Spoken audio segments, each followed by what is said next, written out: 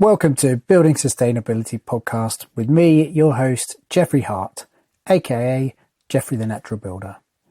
Every fortnight, join me as I talk to designers, builders, makers, dreamers and doers, exploring the wide world of sustainability in the built environment by talking to wonderful people who are doing excellent things.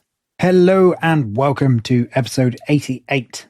Today I am in conversation with Duncan and Sam from the Coppice Co-op, discussing predominantly making charcoal and also how the act of coppicing promotes biodiversity. It is the third and final episode recorded at the Woodland Pioneers event organised by the Bill Hogarth Memorial Apprenticeship Trust. That's quite hard to say. Before we start the episode though, it is with great sadness that I have to say that friend of the podcast, Sarah Pugh, has passed away. She had been fighting a particularly aggressive brain tumour. She pretty much taught the entirety of Bristol permaculture magic and enriched so many lives. So she will be incredibly greatly missed, and just sending the biggest of loves to all of her family and friends. It's quite hard to follow that. This episode, I caught up with Duncan and Sam for a chat while they were babysitting the latter half of a charcoal burn in their fancy retort. We'll discuss exactly what a retort is and delve into charcoal production, biochar, and discuss the less obvious benefits of coppicing a woodland for species biodiversity. And we touch on the joys of being in a co-op. So it was obviously a field recording. We were sat by the retort. So there are various background noises. You might just be able to hear a slight roar from the retort. Occasionally there's a beeping alarm which notifies the guys if the retort is getting too hot or cooling too quickly. There's the occasional car. There is rain. And there's Sam's kids make a brief appearance. So enjoy the episode and I will be back at the end.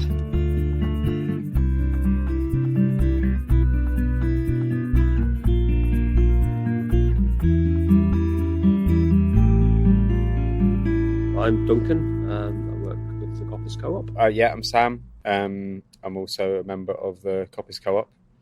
And we've been established 10 years now, I think. 10. Right, yeah. We'll have been established 10 years this autumn coming. The business evolved out of a previous coppicing business, which was run by a woman called Rebecca Oakes. And then it was run by myself as a sole trader, kind of as an individual for a couple of years. And then we had the opportunity to set up a co-op, which also came around at the same time that Rebecca was wanting to sell her yard. So between us, we clubbed together, bought the yard and established the co-op, and have been running the woodland management and coppicing business as a workers' co-op ever since. And it's been great. And what sort of work do you undertake? Specifically coppicing, so that's cutting trees down at ground level to encourage multi-stem regrowth, and that's cut on a regular cycle, which provides a sustainable yield of products and also provides a mosaic of changing habitats within a woodland, which has lots of wildlife benefits. So that's a woodland management approach that we're all really interested in, and that's our core really. But we also get involved in lots of other things around that, wider woodland management, conservation, woodland management for conservation, and then also products, so coppice products, so stick-based products, sort of small diameter sticks for horticulture or garden use, and firewood and charcoal and craft products as well. So added value craft products, benches, gates, cleft oak fences, that kind of stuff.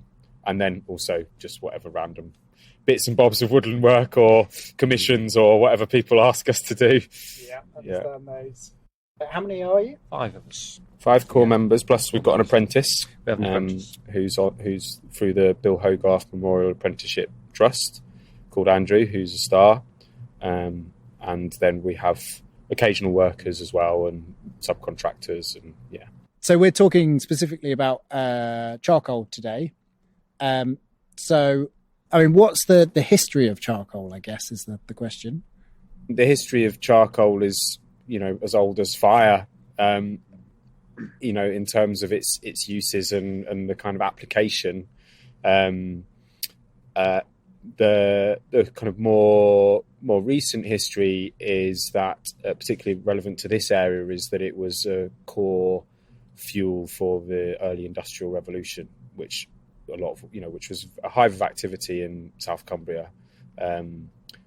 And so there was loads of woodlands were managed for charcoal production, which provided fuel for iron smelting and also provided, resources for gunpowder and chemical works and all that kind of thing. So it's very closely linked into the historical landscape and the heritage of this region and also other parts of the country as well. Great. What's the charcoal predominantly used for now? So now it's nearly all of the charcoal that we make is used for barbecue charcoal. Obviously, things have changed a lot since the early industrial revolution and markets have changed a lot. Specifically, coal was introduced as a replacement for charcoal. And sort of like moving into the kind of fossil fuel era. And so charcoal production, declined quite a lot through the 20th century. But there's been a resurgence in charcoal making in the past 30, 40 years. And that's focused on the main easily accessible and available market is barbecue charcoal. And obviously the UK consumes a lot of barbecue charcoal, but most of that is imported. So the charcoal that we produce is local and sustainable, we would argue. Yeah. Right. And that's fascinating. I never considered that coal is a replacement for charcoal. I think for a long period, I never even sort of could differentiate between the two. Like I wasn't involved enough to sort of understand the difference. Yeah, I mean, and that whole, the whole the fossil fuel revolution in some ways, or the changes that happened when fossil fuels were introduced, had a massive impact on woodland management and how woodlands were managed.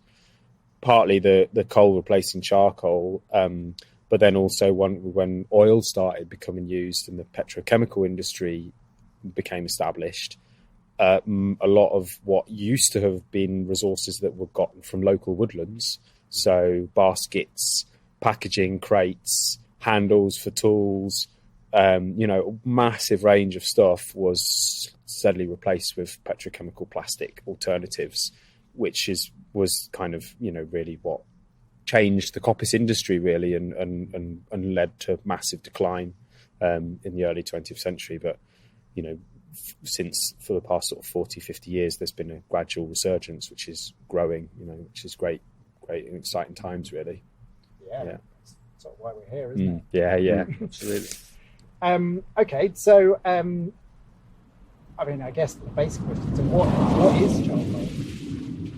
So it's it's been through a process called pyrolyzation, which is where it's heated to a temperature beyond which it would normally combust, but it's starved of oxygen, so the combustion doesn't take place. But a lot of the impurities are driven off, and the moisture is driven off, and basically what you're left with is the same structure, but it's basically the carbon elements. So it's not totally pure carbon just because of the manufacturing process, but it's as close as you're likely to get, certainly within the scope of the technology that we have. Yeah. And so practically, how is it made? So it's mainly by setting up a system where we create heat, which, depending on the method, it could involve burning some of the wood that becomes the charcoal, and then we starve it of oxygen, which could involve the use of a steel cylinder with a lid, and a system of chimneys and ports whereby we're able to control a certain amount of air getting in to continue the production of heat in order to convert the rest of it into charcoal. I mean, that's the general principle of how it works. And there are other methods, such as the retort kiln that we have behind us here, where the charge wood, the wood that's going to become charcoal, is separated from the combustion process, which is a much more efficient system. But it's also a lot more complicated and a lot more expensive to produce the apparatus. So it's not as widely used at the moment. In a historical context, there's been sort of different ways that charcoal have been made over the ages. So, going way back, you could make charcoal just from having a fire and then chucking some earth over it at the end and excluding the oxygen and then digging it out, and you'd have some bits of charcoal in there. That process then kind of became a little bit more evolved by using what's called an earth clamp. So that's creating a sort of well-organised and ordered stack of wood, which then gets covered in bracken maybe, or hay, and then that gets covered in a fine layer of soil or earth, and that's an earth burn. And that was how charcoal has been made for millennia. Right up to that early industrial revolution period, a lot of charcoal was being made in earth clamps, and you can see the archaeological remains of them dotted in woodlands throughout this area. And then the next level was using steel ring kilns. So that's a sort of a big cylinder which you fill with wood, put your lid on, put your chimneys on, and then you can control the burn as it goes through. And then the kind of the next stage on from that is the retort kiln that Duncan was describing. Well, let's talk about the retort. It seems like it's the new kid in town. There's a few. It seems like there's a few kind of old, more experienced coppice workers here, kind of sniffing around, working out if is it going to work? Is it what it's sort of hyped up to be? I guess. Yeah, that's right. Yeah. Well, why don't you explain exactly what's going on in the kiln? Yeah. Stove kiln. Retort. The retort. Yeah. There you go. The kiln is the I think that's what Robin said. The kiln is like the kind of ring kiln stuff. Okay, it was like he got a bit shirty when I called it a did kiln. he? Oh, It's right. it's not a kiln, it's a that. retort. Right, okay. Fair enough. We'll definitely get that right So then. I'll pass it on the curve. shirtiness. Okay. So what's going on inside the retort? We've got two separate chambers. We've got one which holds the wood, which will become charcoal, which we'll call the charge, and then we have a chamber underneath, which is exposed to the air, in which we can have a fire, and that fire can burn offcuts, waste products. We've been burning old pallets today, but we could use kind of waste scraps of coppice products and ends of old sticks and things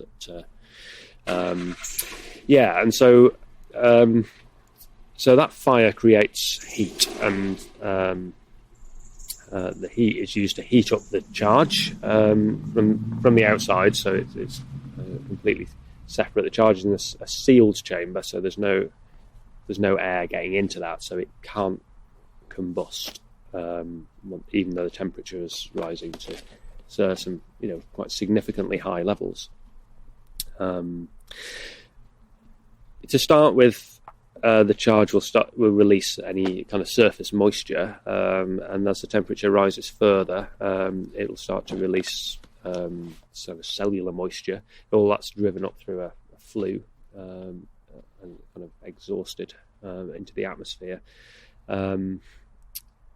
And then as the temperature rises again, the wood will start to release wood gases, and those wood gases are flammable.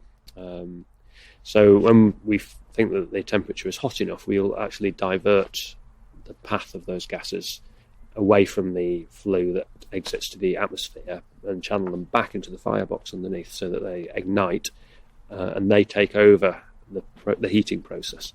So instead of fueling it with wood offcuts, from this point forward, the wood gases that are expelled from the charge are then used to continue the rest of the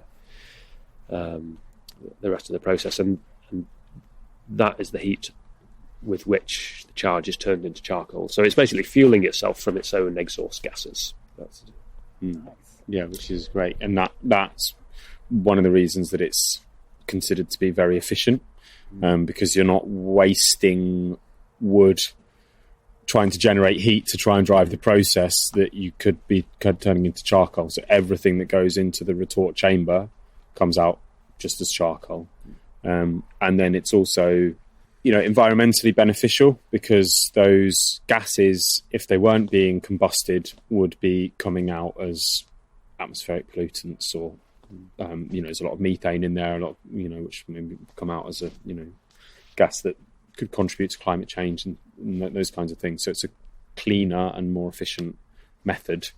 And so, methane that is produced is turned into CO2 and as it combusts, which is also a climate change gas, but it's massively less potent than methane, and actually is in balance because of, if we're using coppice wood within the charcoal system, the coppice wood is continually regrowing, so it's continually taking CO2 out of the atmosphere. So this process puts some back, but there's a balance there, and so there isn't a net gain. And so, what's the difference in what comes out? So the sort of quality of the charcoal that comes out. Well, I mean, the quality is really high anyway, just as a product, as a barbecue charcoal. The quality is really high, and different charcoal making processes give you different purities of charcoal. So how pure the carbon is in the charcoal, and how much other residues and bits and bobs of kind of hydrocarbons and tars and stuff there is still in it. And charcoal from the retort that comes out is very, very high in carbon, so it's a really, really good product. But it's not mixed in with ash and with small chips, small particles, and also unconverted stuff. So a ring kiln, which is an alternative way of making it, everything's all heaped in the same vessel. So the charcoal, the wood that needs to be burned to generate the reaction, wood that hasn't quite fully converted, ash, dust, all that stuff is all mixed in, and you've got to then sort it out and grade it out. So someone jumps into the kiln and shovels it out, and it goes through a sieve, and everyone's wearing dust masks, and it's grimy and minging, and we kind of love it in a weird way, but it's pretty minging. Whereas the retort, you open the door and it's just 100% beautiful charcoal that just gets scooped straight into a bag, stapled, and away it goes. So there's labour benefits to that as well. It's quick to unload, and it's really easy, isn't it? The easy process. It's a nice working height, and you don't have to get in it. You can just shovel it out because it's horizontal rather than vertical. It's a world of difference. It's a good ergonomic working position. Nice. I saw you climb into the ring kiln. It was quite a leap. It was athletic, wasn't it? I saw Duncan's move. I was like, still got the moves. So how is charcoal different from biochar, and can we be making biochar in this process? Well, effectively, it's the same thing, really. It's kind of particle size, and biochar is it's basically small particles of charcoal that have been charged in some way with either nutrients or microorganisms in order to help soil health in whatever way you choose to do it. But it's the same. The structure is the same. It is charcoal. And it's the structure of biochar that's key, really, because charcoal essentially has the same structure as wood, same internal structure, which is to say loads and loads of vessels and pores and tubes essentially running through it. And there's one of those stats that's like, a cubic centimetre of charcoal contains 1,000 metres of pore length or something like that, because it's all on such a micro scale. But it's had all of the, everything else taken out of it. So it's just carbon with an amazingly complex internal structure. And that absorbs and releases moisture, and it also retains moisture, and it also provides a vast surface area for soil microorganisms to inhabit. So that's kind of where a lot of the fertility benefits and the soil conditioning benefits come from, is that structure. But really, in order to create biochar, the charcoal needs to be firstly in small pieces, sort of small chips, and then it also needs to be charged. So added with nutrients, usually nitrogen-based nutrients of some kind, and then left outside in somewhere where it can be colonized. Because if you put raw charcoal into soil, then the first thing it does is suck out moisture and nutrients and soil microorganisms. So it has a kind of leaching effect initially. It will balance and stabilize over time, but it's much better for soils to do that, kind of get that charging process done before you add it. So biochar seems like it's kind of like the new exciting thing in agriculture, based on something very old. So is there sort of a proven track record of it? How much is really known about it? There's the historical context of the black soils, isn't it? The terra preta in South America, where they found sites of ancient civilization, South American civilization, and they found soils in the middle of the jungle that are dark black. And with analysis, they've discovered that they're very, very charcoal rich, essentially. And so the thinking is that those civilizations were regularly creating biochar in some way or another and adding them to the soils and using that soil fertility to sustain large populations, in the jungle. And that's quite well, that's well documented, and sort of, there's kind of a long history behind that.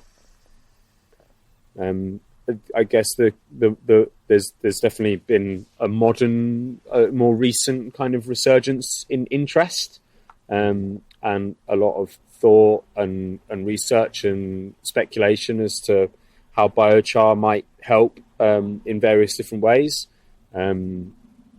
So it's not brand new, but it's still an emerging idea as to how it fits into kind of soil ecology and production and conversion of waste materials and things like that. And for us in the Coppice Co-op, it's a fairly kind of newish product that we're feeling our way around and trying to find markets for. What about in terms of the potential for carbon storage, sequestration? Because my understanding is it doesn't really break down, so you're sort of creating a lump of carbon. Is that right? We'll be back after a quick break. Hey there, I'm Mick from the Mick and Pat Show. That's right, and I'm Pat. Looking for a podcast that's like catching up with old friends? Well, you're in luck. We're here to bring you weekly doses of lifestyle commentary, discuss culture and politics, and top it off with the occasional beer and film reviews. But it's not just about us. We're a community. Our listeners are our kin, and we let you all have a say in what we discuss. So saddle up and join the conversation at the Mick and Pat Show. You can check out our website or find us wherever you get your podcasts. That's my understanding, although I'm not particularly... I haven't studied this in detail, but as far as I know, it's if it breaks down, it's over very long periods. So people have been suggesting that it might be that sequestration in this way, by putting it into soil, might be a useful way of tackling climate change. How realistic that is, I really don't know, and I think there are many unknowns, like. As Sam says, it's the effect on soil ecology of large amounts over a very large area.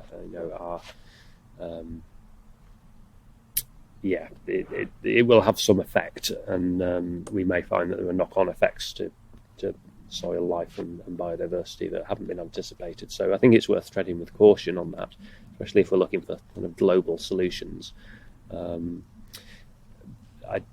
More research is probably needed. I think from my understanding, I think the research into the benefits of adding carbon into soil as a soil improver are fairly well established.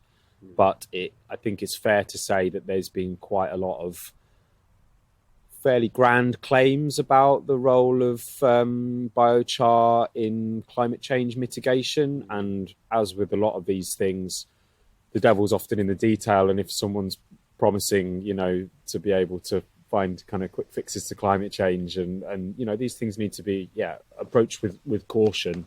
There's so many variables around transportation and land use and kind of how long term it is and where the wood is coming from initially. If people are deforesting valuable habitats in order to create biochar, it's these kind of things they're not always as clear cut as they might seem. So we're really behind biochar, and we like it's interesting and it's an interesting area, and it's an interesting product, and it ties in really nicely with what we're trying to achieve with our charcoal making as part of our cooperative, in as much as we're trying to produce charcoal in order to create an economic kind of basis to our coppicing and our woodland management, and to enable our coppicing and woodland management to continue and expand, and to generate, rural livelihoods out of that work. And we need to be able to generate income in order to do that. So anything that we can do that adds to that, which also has positive wildlife or ecological or climate benefits, is going to be really important to us. And part of the reason that we make charcoal and we sell barbecue charcoal is that also we are providing a local alternative to imported charcoal, which we also perceive to be a positive thing, to be able to provide people with those alternatives. Nice. I think you touched there a little bit on the sort of it's sort of swinging back to coppicing now, the diversity benefits of coppicing. So how does coppicing aid diversity, biodiversity? As far as the management of woodlands is concerned, so the coppice works through what the coppice really is. We often think of coppice as cutting down trees, but actually what coppice really is the regrowth of trees, and that's what we're interested in as coppice workers. And so it's a cyclical process in which habitat is constantly being created. Being cyclical, there isn't really a start or an end. So it's like the difference between creation and destruction is, they're not really separatable. So, so we're causing changes in the landscape. So we cut trees and we clear an area which usually exposes bare ground to sunlight. And so that will allow germination of the seed bank, flowering plants to come through. So they could be quite important species in themselves, but they will also provide a nectar resource for invertebrates, bees and for butterflies, and also the foliage is very important for a number of species of butterflies which are threatened or endangered. Alongside the flowering plants, we also get kind of grasses and more vigorous taller growing herbs. And the trees will regrow from the stump, so they will be coming through at the same time as well. And bramble will start to get established, probably in the second year it will start to become more significant, but the trees can get higher. The grasses will get higher and they'll start to compete with the plants. In the kind of third and fourth year, if the stool density is sufficient, then we may start to get some kind of canopy closure, or at least the kind of branches of neighbouring trees will be starting to interact. And there'll be a bit of shade being cast, and some of those more aggressive growing species will start to be suppressed over the next few years, and the bramble will eventually start to be suppressed, and eventually we'll end up with the kind of cycles that we cut after maybe 10 years or so. a lot of that vegetation will be suppressed back to bare ground again. The whole cycle can start again. In that middle section, that's when it's particularly important for breeding birds, for instance. Kind of 6 to 9 years kind of area. A lot of the warblers really benefit from that kind of habitat. But after 10 or so years, and these timings will vary depending on the site of the soils and things like that. But after that time, you find the numbers of certain species tend to just drop away. And so what we're actually doing by maintaining these cycles is we're providing a succession of habitats every year. One single coop will be providing a slightly different habitat for a different set of species. But because we cut another coop every year, we're providing a replacement of each of those individual habitats. So that's where diversity comes in, because there's a whole mosaic there which is constantly being renewed and maintained, and species are able to move around to take advantage of the next bit that they require, rather than being outcompeted. But not only that, but because of the mosaic and all the different stages being present, you actually find that the transition zones between habitats, they're incredibly important for species that need more than one type of habitat throughout their life cycle. So moths, butterflies, that kind of thing, that have a larval stage and then an adult stage, they have very different requirements. They need a different type of habitat. So yeah, they need several habitats potentially throughout in order to fulfill a life cycle and breed and produce a next generation. It's a huge diversity of creatures that benefit from coppicing. Not everything benefits from coppicing, but then I would look at coppicing as a part of a whole woodland tapestry, and not necessarily something that it wouldn't be appropriate to coppice absolutely everything. It's just a part of the, it's one technique of several, of many that, And the situation that we've got in the UK currently is that there was lots and lots and lots of coppice in the country up until 60, 70 years ago, and now there is vastly less. And ecologists and landscape managers have realized that a lot of these species that thrive from that kind of open woodland mosaic and the structural diversity amongst it were in decline. And so there has been a strong drive from a lot of conservation organisations to cut coppice and increase the amount of coppicing that's been going on, which has been great. Our perspective from the Coppice Co-op as active coppice workers is that we would like to see the productive nature of that go alongside the wildlife benefits. And for us, that we see that as true sustainability, because we're generating income to allow our activities to continue, and we try and see the ecological outputs and the physical resource outputs as co-products within a woodland management system. And that enables us to carry on and to survive, and it means that we're not quite so dependent on differences in grant funding, or which a lot of conservation bodies are. It also just seems to be a bit of a no-brainer, because if you produce the product, you don't reduce the amount of ecological output, you just gain more. So we're able to supply local resources, we're able to supply alternatives to imported stuff, we're able to supply beautiful and creative expressions of expressions in wood as well, furniture and things of beauty, as well as providing wildlife benefits. So it seems like a no-brainer to us. Yeah. Absolutely. Nice. Is there anything else you want to say? Charcoal Coppice Co-op stuff?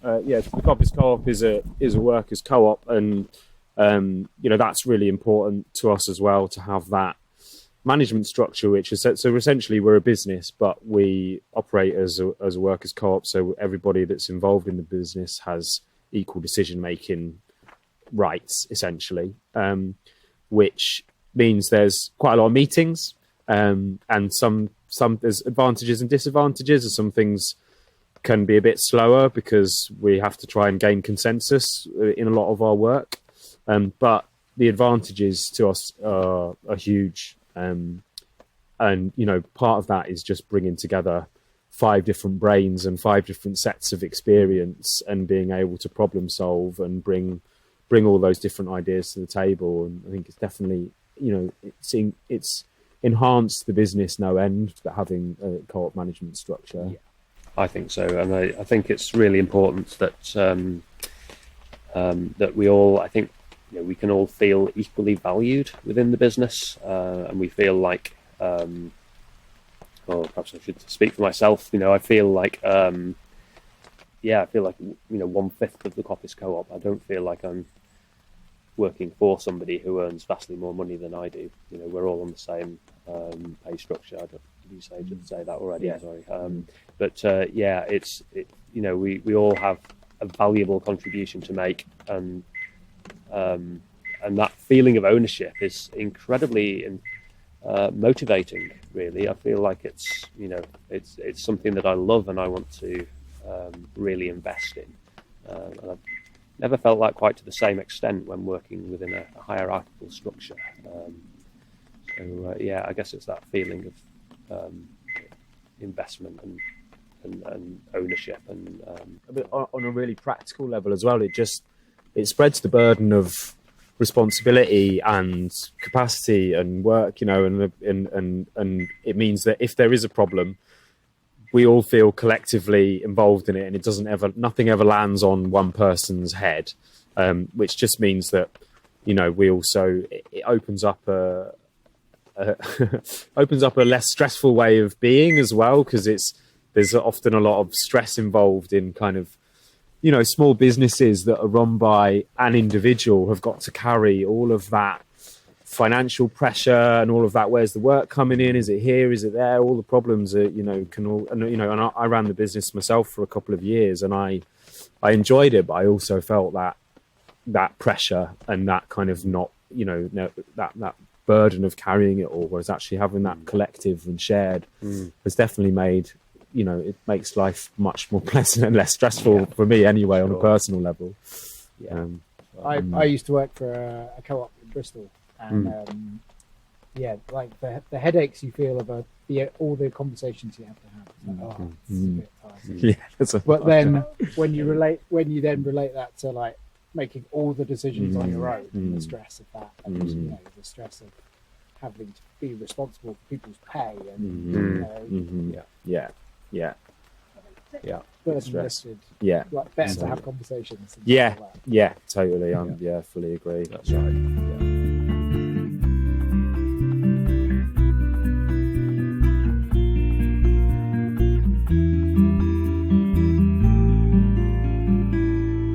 Thank you so much to Duncan and Sam from the Coppice Co-op, and to all at BHMAT for the fantastic Woodland Pioneers event.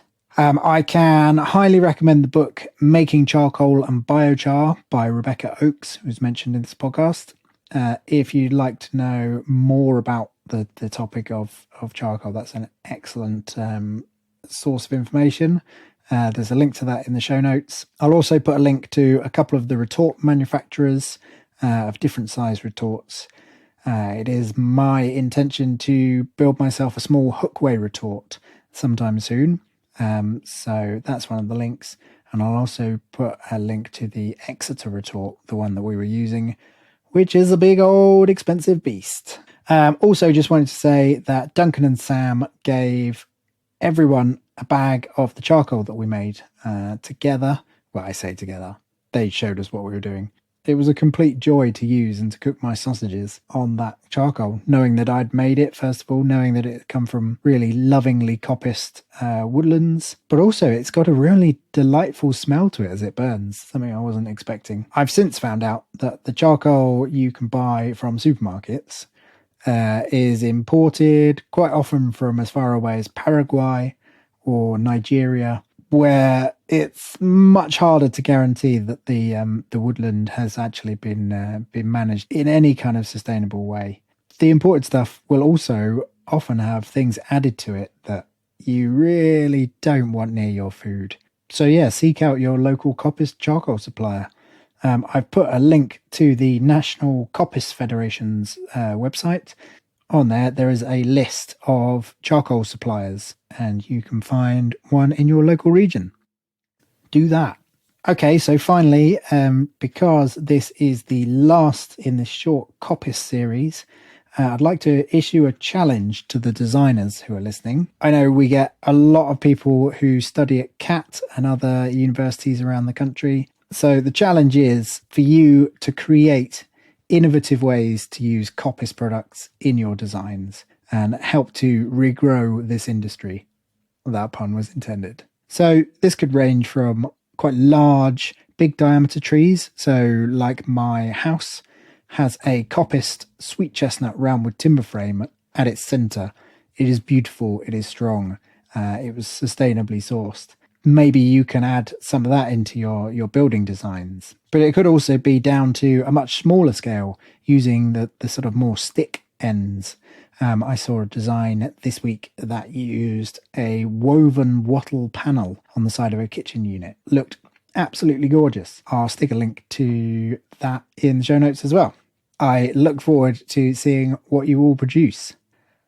Okay, that's it. Big love to you all. If this was your first time listening to the Building Sustainability Podcast, then do check out the other 87 episodes. And if you want to support me making more podcasts, then head on over to the Patreon page, patreon.com/building sustainability, and can support there. Okay, until next time, bye-bye.